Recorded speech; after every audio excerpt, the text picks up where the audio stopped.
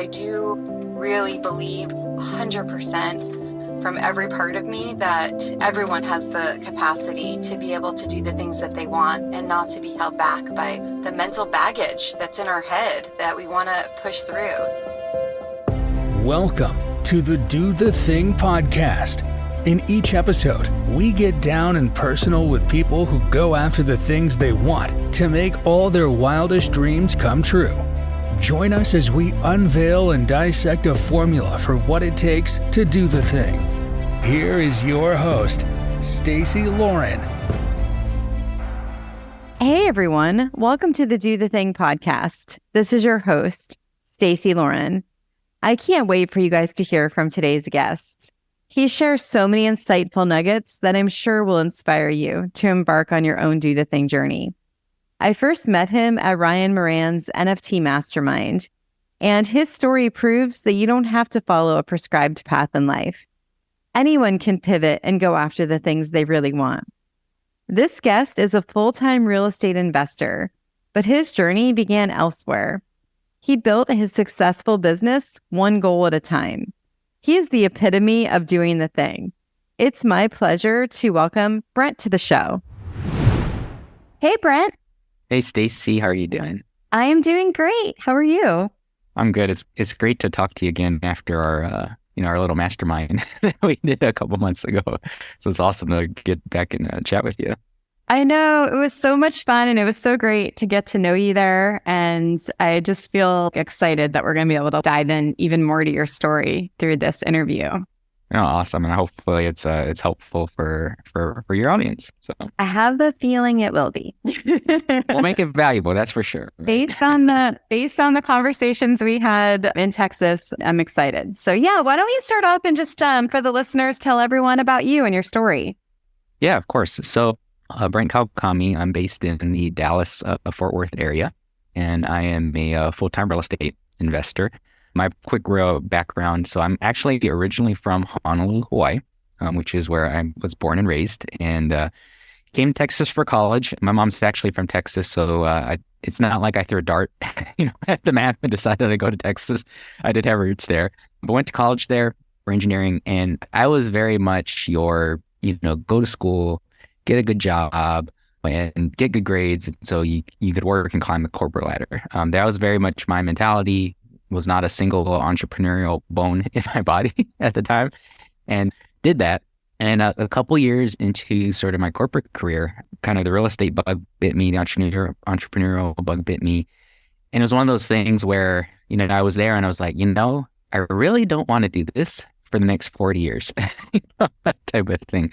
So I dug into every book I could find, every podcast I could find at the time. So this was around 2009, 2010, that time frame. Inevitably, what happens for a lot of folks who kind of go down that path, you read this little purple book called Rich Dad, Poor Dad, which kind of tends to be the red pill, that opens up the matrix for you. And so I went down that road, went down a few different things with different business ideas, different investment ideas.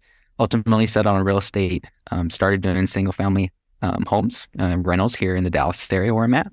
Ultimately got into investing in multifamily apartments. So, like larger apartment buildings. This was around 2014, 2015. Met my current business partner a little after that. And it was kind of a serendipitous thing where he was very experienced in that space. And I needed a mentor. And, it was kind of hey, when the student's ready, the teacher appears, situation.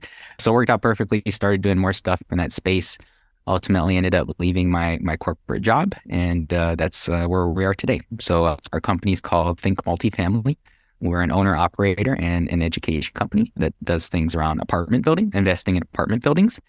And so that's a quick background.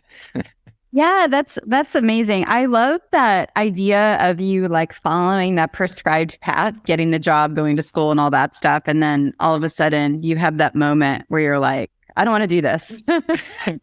Yeah. And I think the biggest thing that was the reason for that was, so I got in and I was working with a lot of, I'll call it seasoned individuals. So much more experienced in owning that. And I'm trying to be respectful. And what I found was that a lot of individuals who maybe had worked 20, 30 years for the same company, did great work and everything. And honestly, it scared me because you had a lot of folks who really dedicated their lives to that job, to that company. And honestly, it was kind of at the detriment for their own benefit. Estranged marriages or estranged kids, health problems. I remember distinctly, there was one gentleman, he was about to retire, and he's like, I don't know what I'm going to do after.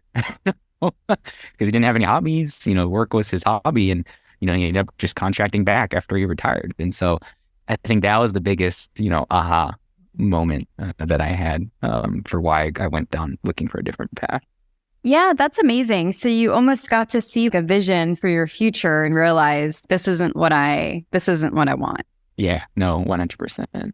And then you read the book, Rich Dad, Poor Dad, and that opened up the matrix to entrepreneurship from there. So how did you go from reading that book to then finding that partner? What was that for you? Yeah, I think so. That's obviously a very, pivotal book for a lot of people. And I think the thing is, you don't actually know how to implement it after you read it. It just kind of like sparks the idea.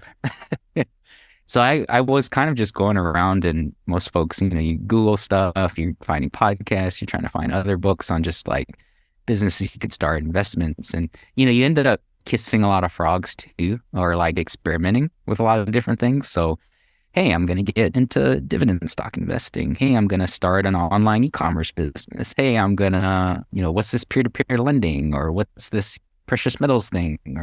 So you kind of dabble in all these different things. I think the thing that kind of caught me was, whether this is true or not, it could be an urban legend, but you hear these stats that 90% of new millionaires are made through either businesses or real estate. And so that's kind of what got me toward that path. And then at that point, one of the things, especially sort of in the real estate spaces, there's so many ways to make money for it. And so again, you're kind of like just looking and researching and learning. But I think the biggest impact of it is getting around other people who have the same interests. And so for me, it was, hey, I'm signing up for like going to conferences, or I'm going to trying to find an education group that's out there, actively seeking out a mentor in the space that I was looking for. So I think that's probably one of the lessons learned, and how I ended up there was sort of, hey, trying to get around other people that were doing what I wanted to do. And then from there, it's all it takes is one relationship or one person you meet. So it sounds like, and I love the word, I've heard kissing a lot of frogs in other contexts, obviously. And I love it in this one because, I've called it shiny penny syndrome. I actually went through this when I considered myself retired, and I've just been kind of exploring a lot of different things. And I like that idea of it not just being shiny penny. It's, I'm just kissing a lot of frogs till I kind of figure out my next move.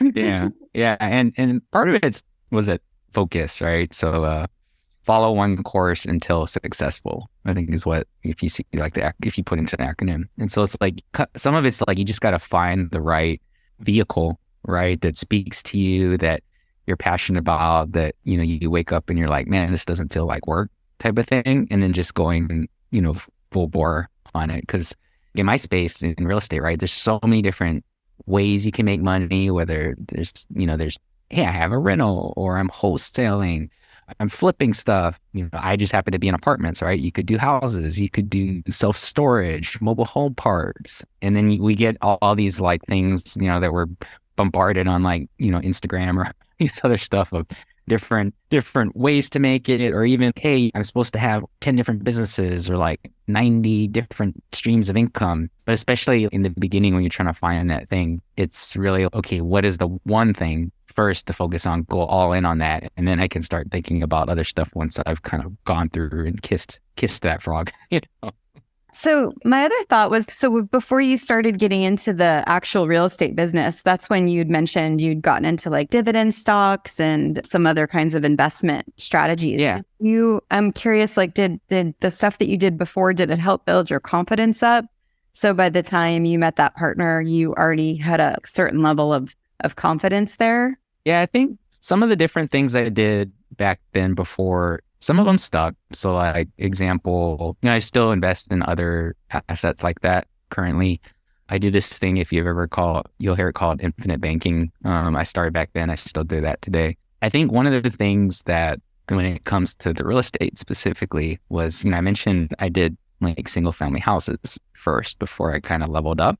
And I think that was definitely a good progressionary thing because you're starting sort of small and then slowly scaling and growing. And so as an example was, I went to an education thing, learned what I needed to do. Okay, I bought my first rent house. I bought my personal residence. I bought another rent house.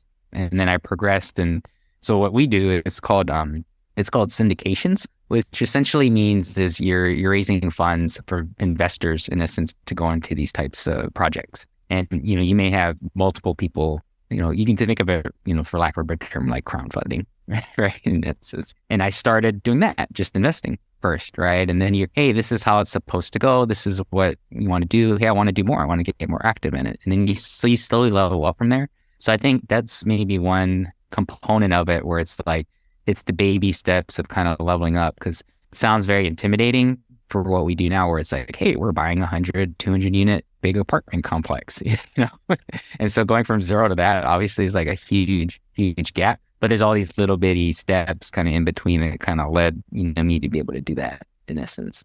Yeah. And I'm glad you said that because that's actually one of the biggest things I speak to because a lot of people, I think what holds them back is that big, hairy, audacious thing that they want to do. And they don't realize not to start there, right? Because otherwise it's insurmountable. So then it's hard to know how to get there. But when you can start with something way smaller, whether it's related or not, it flexes that muscle, so you build the confidence up. Yeah. Because, the whole big, hairy, audacious goal thing, like, that's great. All right. And you want to set, hey, you shoot for the moon. What is it? You shoot for the stars, you land in the moon or something like that. But I think sometimes it can get very is random, right? And it's just some big goal that's out there. And it's like, well, how the heck do I even get to that point? And it's that whole, like, how do you eat an elephant? I don't know who eats elephants, but, it's one bite at a time, right? Or the saying. And so I think it goes back to the steps of, hey, you start. So there's a guy I really online. His name's Andy Frisella, and he has podcasts and stuff like that. But he talks about what we got connected with is our 75 hard experience. That's right. I forgot about that. Yeah. So I've done 75 hard too, like you have, and it's all about. He talks about the power list, right, and winning the day. Where it's if you can win the day for the 5 things, just hey, I need to get done that day, and then you stack day after day after day the wins that happen over time, right? You're going to look up and you're going to be like, hey, a year from now, 2 years from now, 5 years from now, 10 years from now, hey, I made some progress. And like I had this epiphany for me personally when I started doing, my journey, doing all these entrepreneurial investment type things. And you look up, you're kind of just grinding, right? And then you look up several years later and hey, I built something pretty cool, or pretty happy with type of thing. And maybe you don't realize that as you're going through it. But it's that day-to-day, winning the day, getting the tasks that slowly get to you to that point versus like, holy heck, how do I get to that big audacious goal? Yeah. And I find that a lot too. Like I did that also is just you're grinding so much. It's just, you don't even have time to almost celebrate your successes. So that's something I'm trying to work on with people as they're getting into do the thing is giving themselves those psychological wins so they can actually celebrate through each moment. That actually is why I like 75 hard because it's like 75 days, right, of just really hard stuff. And then you're like, oh my God, I just did this amazing thing. Yeah, for sure. No, and I'm guilty of that too, personally, where I don't step back and celebrate the wins type of thing. And, that's probably just a characteristic of entrepreneurs or people who just like to grind in that regard. But I say that all too, part of it is enjoying the journey of it, right? And that's the pleasure you get out of it, where you're going through that hard stuff, but it's through that's what's the reward for you. And that's, ultimately how, and it's the people you're doing it with also. There's another, you probably followed David Goggins. Oh yes, I love him. Yeah. So he talks about how, hey, training and doing some of these things are like a suck fest, right? But it's going through that suck fest and you come out the other end that was the reward of having gone through that. And enjoying that journey of going through the suck fest of what ultimately is that rewarding prize. So totally. So what do you think's been the hardest thing you've gone through?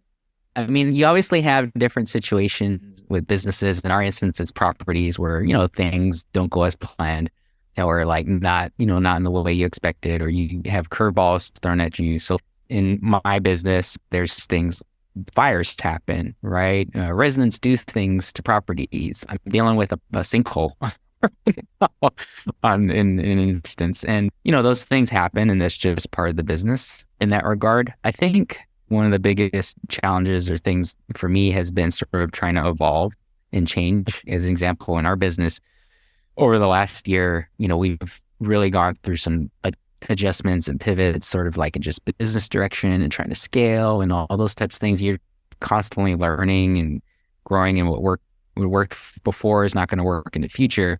And so now it's almost a pivot, right? And I've had to do that a couple times, even in the short time I've been in the space. Example, when the pandemic hit, and then we're all looking around and we're like, man, how is our business affected, right? Are we going to go down, And then you're operating around that, and things are fine. Right now, we're going into a period where, for no one has a crystal ball, but, the next 6, 12, 18 months, if we're not already in a recession, it's looking like we are or will be.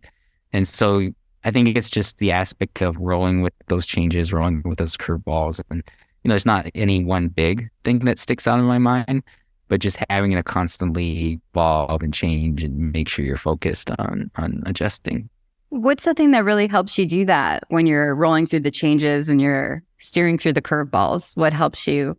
I think one thing that's been big for us has been listening to our customers. So like what we do, as an example, so I have 2 different types of customers in our business. One customer is sort of like an investor, someone who's like, high net worth individual, maybe they're a working professional that just wants to invest money, into projects with us. And on the other side of the business, same type of profile, but we have a platform where we coach and we educate, and it's more for folks who are looking to be more active and get their hands dirty. They don't just want to invest money, but they want to invest time and sweat equity, as they call it.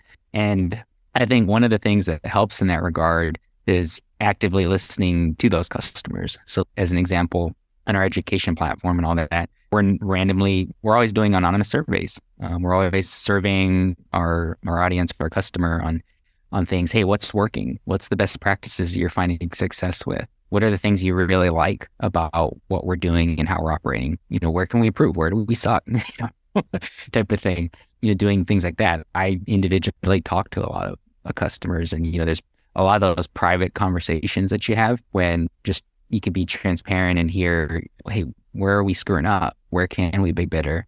I think that's doing that, and also being, having the humility, which that's one of our core values, is that having the humility to accept that and not take that in a manner where, you're feeling attacked, right? Or you have the humility to accept that in a way to improve in that regard as constructive criticism. So I think that's one of the biggest things for us that has been helpful in making adjustments and pivoting.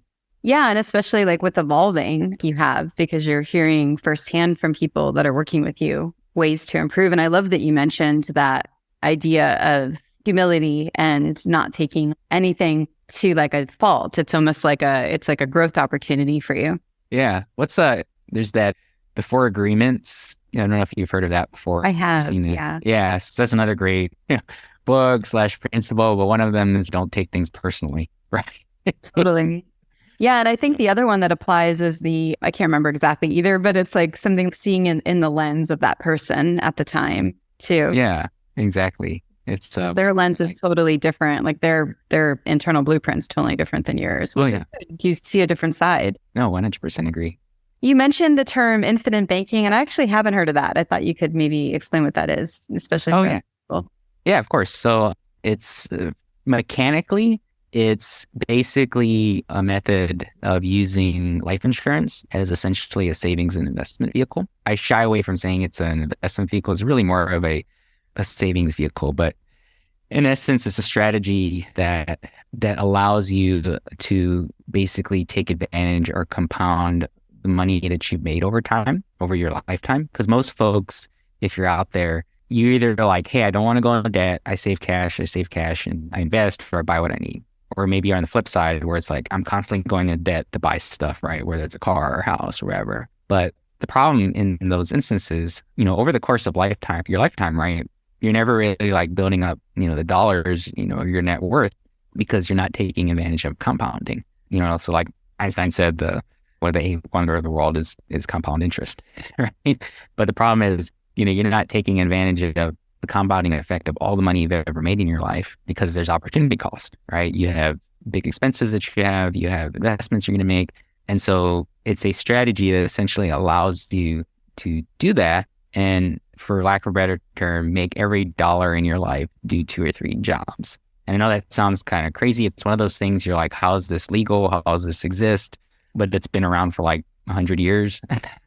A lot of very wealthy families, a lot of high net worth individuals. It's a strategy that they take.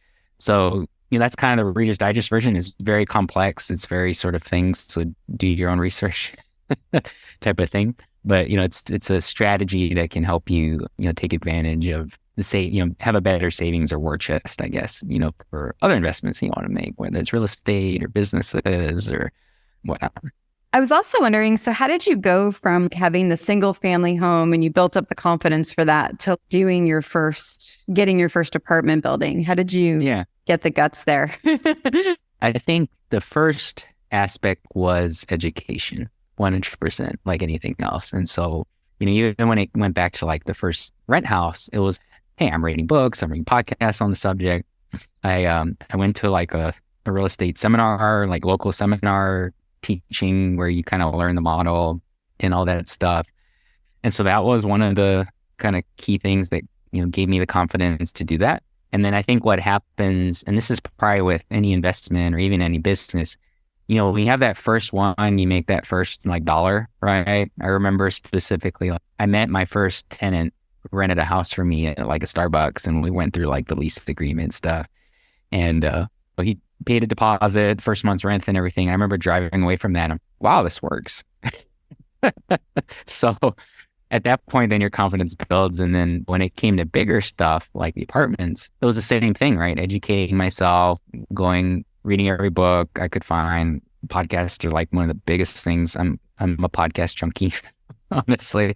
But then again, finding the right person who could teach me, and especially in like bigger stuff like that, where it's like, wow, now you're in the big leagues. That was when it was like, hey, I need a mentor. I have to have a mentor, someone who's got battle scars, who's done this before.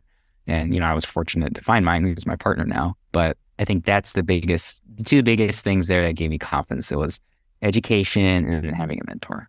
So good. So how many people are you serving now? Like, were there, is that okay to share that? Yeah. So I mentioned I kind of have we have 2 different types of customers, right? And so on one side, we probably have a little about 100 to 200 clients that were like doing the education coaching side of things. And then on the investment side, we have roughly maybe 1,400 investors currently that invest with us or on our list and everything. And I say that just from like, that's the more direct customer that we're serving in that regard. But in another instance too, I mentioned, because I'm in real estate and apartments, the residents that live in our communities we're serving too, right? And those are folks that are our customers as well. And so, our goal is not to be like, the classic slumlord. Our goal is to like, hey, we're providing safe, clean, good housing for people because it's people's homes, right? It's where people live. It's where they put their head down at night. And our goal is to come in and operate it properly well, right? And we're taking care of things in the property. In most instances, we're renovating and we're doing things like, hey, we're making it nicer and putting the amenities in. And hey, the property needs a new roof, or hey, let's put a playground on there for the kids. So that's another larger set of customers or people that we're, essentially serving that, honestly, I don't have a good number on that because it's, it's a lot more folks, but we have like 12,000 units right now in our portfolio. So probably a minimum, is in that number. 12,000 units? Yeah. Oh my gosh. That is amazing. It blows my mind sometimes that there's... That's amazing. Oh my gosh. And you have 3 types of customers then, because you have the clients that you're coaching, and then you have your investment clients, and then you have the residents. Yeah. I always leave out the residents sometimes because we're not as direct hand to hand with them, because we have like property managers and other people that are like the day to day type of thing. But yeah, you forget. I personally sometimes forget that that is a customer of ours that you're making an impact on. Yeah. So if someone's listening and they're ready to do the thing in terms of investing, what would you recommend in terms of mindset or just strategy or whatever you're able to share at this point? Yeah, I think from when it comes to like to an investment perspective, I think there's a couple of things. So from mindset wise, you have to really figure out like what your sort of risk tolerance and your investment profile is. Most folks, what happens is, if you kind of grow up in the traditional sort of system, right, you're always like, oh, I only know stocks, right? Or my 401k at work or wherever like that. And you really don't realize that there's this whole other world of stuff, right? that you could essentially like invest in that are alternative things. Real estate's a big one. And I mentioned various aspects. There can be apartments, but there's houses, there's Airbnbs and mobile home parks and self-storage. And then there's businesses, right? You can invest in. There's other things like crypto or oil and gas or other resources. I'm actually invested and I have a partner that we're in a vineyard here in Texas, which is really cool thing. But most folks don't realize that those are options. And so you kind of, one, have to break out of the mindset that there are all these other things out there. And so that's one. And then two, like they all have different qualities, right? They all have different risk profiles. They all have different time horizons. They all require different amounts of starting capital or money to have. And so some of it's kind of looking at your situation and what fits, right? Not everyone can just jump to an apartment like we do. Like I said, maybe you got to start off with a house or maybe even smaller. Hey, maybe I'll do an Airbnb or I'll flip something or whatever, right? Or maybe you just got to start saving, and so you have funds to start doing something like that. So that's kind of the first kind of couple steps. And then I think the other aspect of that is just having sort of the emotional awareness of yourself, of how you will react in different investments. Because, we always hear the term buy low, sell high, right? But if you think about it, very rarely do we do that, or do a lot of people do that. And the problem is because, when the world's burning down and you see the news and everything like, hey, things are bad, et cetera, it's the Warren Buffett thing of like, when there's blood in the streets, is the best time to invest. The problem is when you're in the moment, it's very difficult to do because it's not the norm of what other folks and controlling your emotions of it type of thing. And so if you're the type of person that's just like looking at your phone, looking at the stock market all the time, right? There's probably some certain types of investments that are probably not just mentally healthy for you, And so I think to circle back on that, it's going back to sort of knowing your internal compass and knowing your emotional strength and building that too, so that you can take advantage and be in the position where you are sort of at I think if you follow, he didn't invent this, but Ed Milet's another guy I love to follow, I'm sure you too as well. But he talks about equanimity, right? Having calmness and being able to, when things are not going well or things are crazy around you, but having the calmness of mind to think and make logical, intelligent decisions. So, yeah, I was curious too. It sounds like you were kind of going there with the Ed Milet thing, but what is a way someone could build up their internal compass to be able to make these decisions for themselves? Yeah, I think the education thing, like I talked about, is huge, because then you're at a point where you're way more comfortable, right? Because you have the knowledge about a certain subject. So like I keep referencing other people. so there's another person. So his name's Tom Wheelwright. If you're interested in learning about how to be better with taxes and pay less tax legally and all that, he's like the foremost authority.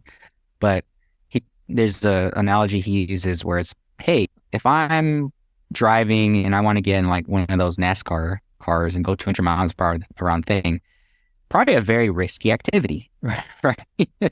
But you put someone like, I don't know who, or like the people now, but like a Danica Patrick or Jeff Gordon. I know they probably don't race anymore, but I don't follow. But you put something like that in one of those things, probably less risky. But it's all because, hey, they have the training, right? They've done this before. They have the experience. And so I think one of the things to be able to build that intestinal fortitude and that compass to be able to react in those moments when things are not going, at least on the surface, aren't going the way that you think they should. If you've educated yourself and built that ahead of time so that you do have the knowledge of it, that's going to help a ton in having more confidence when you're zigging and everyone's zagging. Yeah. And I love just how open you are to learning from others, because it really speaks to that idea of when you keep your mind open, to new things, that you're really able to evolve so much quicker. Yeah, 100%. So I interviewed someone, actually it was a while ago, but I love this interview where we talked about a friend of his that was working a government job and he wanted to leave that job, but he wouldn't, like he just is miserable at the job. And then I asked it was actually the guy that runs my mastermind, which is funny because I'd never heard the story until the podcast interview. But I asked him, like, what would get his friend to leave the job? And then he was like, well, I wouldn't even talk to him about leaving the job yet. I would have him build up his confidence doing other things, hiking a mountain or sailing a boat.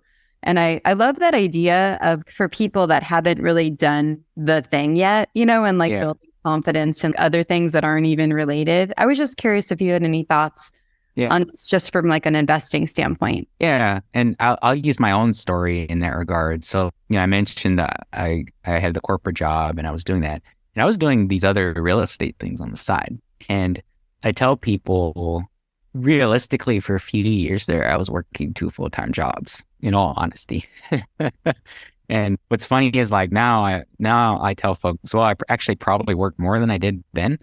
As weird as that sounds, but it's totally different when you like really enjoy what you're doing. It doesn't feel like work.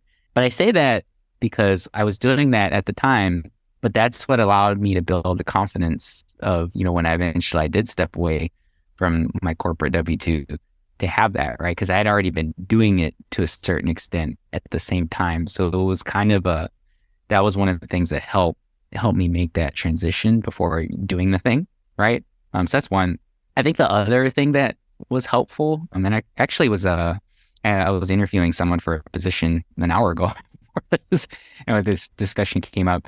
This particular individual works in a college education system, very stable, very type of thing. And for us, we're a little more entrepreneurial, we're a small business, right? And so that's one of her concerns, is like making that jump type of thing. And I remember having the same situation for me, like I said there. But one of the biggest things that I brought up and was personal for me was that I always knew I could go back to, where it's like, hey, look, I'm going to go do the thing. And I've prepared myself, right? I've been kind of doing the thing on the side for a little bit, right? And I'm going to make this jump to kind of go full bore on it. But if things crash and burn, I can always go back. Like, there's nothing saying I can't go back to the same type of, job I had, right? There's nothing saying I can go find another job. I was confident enough in my own ability where I knew I could do that. And so that's where it was, made it not as, that's what helped build confidence too as well. Yeah, I love that. You know what? I don't know if I have that in my tool belt yet. So that's really, you can always go back. Yeah, no, it's true, right? Because I'm really working with Do the Thing. I'm trying to get people uncomfortable and out of their comfort zones. And it's hard to see people that really want to, but they won't. And it's true, right? What's the worst that could happen? You just go back to what you were doing before. You don't need to continue on. And I feel like that kind of adds to that. A lot of times when people are doing something hard, they think it's going to be forever, or they're going through something hard. But if you could just remember, like, it is temporary, like even if you think of a 12-step program where they're like one day at a time, that's literally something that mantra can be something in their life. So I think that you can always go back is exactly what people need. Yeah, you can always go back. And then even if you're going forward, so I like to think about things and like, you always have different seasons of life, right? And sometimes it's just like, hey, there's a new season. And even if you are doing the same thing, it's, we just talked about adjusting and pivoting and your business model changing. That's the case with everything. So there's just different seasons. And so it will change type of thing. And so I think part of it is knowing that, I can always go back and this, but if maybe this is a new season, of my life to be able to experience something new. And again, there's nothing saying, what is it? It's 4 seasons, right? And, maybe I'm going into summer or going into winter. We'll use that. I'm going into winter now, but it'll always be summer again. right? Eventually. Yeah. Totally. Yeah, I really like that. What do you think all the people that you work with, because I'm thinking like between the high net worth individuals you're working with that are investing in your funds, and then also the people that you're helping kind of do their own thing with investing. Is there any commonalities you've seen with them that help them move forward and keep going? Because there's a lot of people that can get stuck, right? Have you seen anything that's really helped? Yeah, for sure. So one of the biggest things, at least I tell folks that we work with, is that the aspect, and it hands down, even when we do surveys, the number one factor that helps people is other people and the networking aspect and talking to other folks and getting experiences. And I say that from as one of the investor people, right? Talking to other investors, right? Talking to other people they can invest with, just getting different viewpoints and different aspects of it. Hey, what are you doing? Hey, did you invest in this? How did it go? Right? Hey, did you invest with this person? How did it go? Hey, what's your thought processes on this? Or even people we work with on the coaching side, and they're talking to other people within our little ecosystem. They're talking to people outside of our ecosystem, and you never know when the next relationship is going to lead to. It could lead to the next deal that you do. It could lead to the next business partner that you do.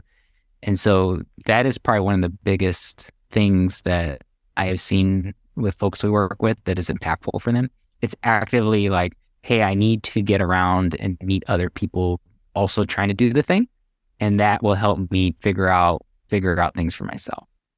Yeah, it's so cool. And it kind of reminds me of where we've collided, and met with that that group that we just joined. And it's like, I was reading through the introductions and everyone in that group this morning, and my mind was like literally exploding with how amazing the people are in this group. Yeah. And I mentioned, so I talked to one of the other folks that we both met. I think you mentioned you had on the podcast, and it's like, it turned out I met her. She had done work in our space previously, honestly, for one of our competitors, coincidentally not. She's great at what she does, and I'm interested in working with her, right? As an example. And that never would have happened if I, that was out of my comfort zone going into that, this mastermind that we both were in. And if I had never done that, I never would have met her. And, potentially could lead to, us working together, right? Which is pretty cool. So totally. It is so cool. So cool. I would love to hear, you've already shared so much good advice, Brent, but I'm really curious, if you had one piece of advice that you could share with the listeners, what would it be for doing the thing? Yes, I think the biggest thing, we've talked about adjustments and pivoting and stuff. I think the biggest thing to me, and I tell this to folks we're working with, is self-awareness. And, so Gary Vee, I'm sure you follow, everyone knows, talks a lot about that, where it's like having the self-awareness to be able to look at yourself in the mirror and be honest and adjust, right? And I say that from the standpoint of, if you don't do that, right? And we talked about like being able to improve and grow and change, right? It's very hard to do that unless you can, it's great to like get feedback from other people, like we talked about, where it's like, hey, you're listening to your customers and doing that. But if you don't do that for yourself, right, you're never going to actually like do the change, right? Or do the thing. So I think it's hard to do, right? It's hard to develop that. And it's always something that's like a work in progress, for me. But if you can do that, that is one of the most powerful things that will help you. And that will help you not only get better, but, we talked about having the confidence or the ability to act when others are not, or when the world's burning down and, instead of being frozen, having self-awareness in those instances and realize that's what you're doing, is what's going to help a ton. So that'd be my biggest thing, is try to figure out a way to just develop that skill, develop that mindset. Well, is there anything I didn't ask you that you wish I asked you? No, I don't think so. I'm so thankful that we got to chat. It was great. Great seeing you again, to be able to talk and everything. Yeah, I know. I'm excited to see you hopefully at the next one. Like I mentioned right before we started, I'm excited. I just signed up for the one that's coming up in February. And then are you going to CapCon too in April? Yeah, I will be. Yeah, I'll be there. Cool. Sure. Okay, good. So I'm going there too. So that was the thing that really helped me the most last year when it was kind of at the perfect time. So Very cool. No, it's like we've been saying this whole discussion, right? Getting around other people that they're doing the thing is the biggest help. So totally. Please share where people can learn more about you and the things that you're doing. yeah, so I'm on your usual social platforms, at Brent Kawakami. It's just my name. But the best way to reach me is I'm an email guy. I'm, for better or for worse, the guy that lives in his inbox. So you can always shoot me an email at Brent, Brent, at thinkmultifamily.com. So it's think, like you're thinking, multifamily.com. So yep, that's the best way to check me out. So good. And if you guys are driving, I will put it in the show notes. So do not type it down right now. So thanks so much, Brent, for coming on. I really appreciate it. Awesome. Thank you so much, Stacy. It was great. Thanks for listening to the Do the Thing podcast. We hope you enjoyed the show, but even more, we hope you'll be inspired to do the thing. Do you have a burning question on doing the thing that you'd like answered? How about an inspiring do the thing story of your own that you'd like to share? We'd love to hear all about it. Just leave us a voice message at dothething.callcast.co or email us at hello@dothethingpodcast.com.